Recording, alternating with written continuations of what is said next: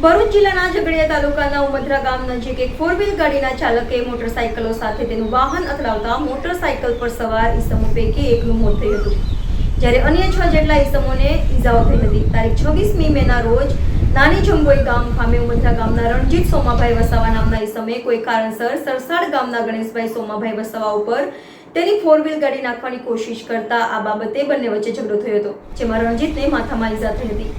દરમિયાન ગત રોજ તારીખ 19મીના રોજ ગણેશભાઈ અને લોકોની સાથે ઝઘડાનો રોષ રાખીને બીજા અન્ય 3 ઈસમો સાથે આ લોકોના આવવાના રસ્તા પર 4 વ્હીલ ગાડી લઈને છુપાઈ રહ્યા હતા અને ગણેશભાઈ અને તેમની સાથેના અન્ય લોકો આવતા રણજીતભાઈએ તેમની 4 વ્હીલ ગાડી આ લોકોની પાછળ પૂર ઝડપે લાવીને મારી નાખવાના ઈરાદે મોટરસાઇકલ સાથે પાછળથી અથડાવી દીધી હતી.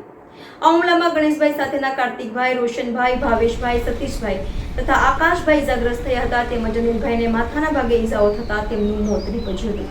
ત્યારબાદ તે લોકો 4 વ્હીલ ગાડી લઈને ત્યાંથી નાસી છૂટ્યા હતા. પોલીસે તેમની ધરપકડ કરવા કામગીરી હાથ ધરી છે. NN news Bharuch. દર્શક મિત્રો, તમારી આસપાસ બની રહેલી અવનવી ઘટનાઓ વિશે જાણવા માટે NN ન્યૂઝને લાઇક કરો, શેર કરો, સબસ્ક્રાઇબ કરો અને બેલ આઇકન પ્રેસ કરો, જેથી આપને નોટિફિકેશન્સ મળતી રહે.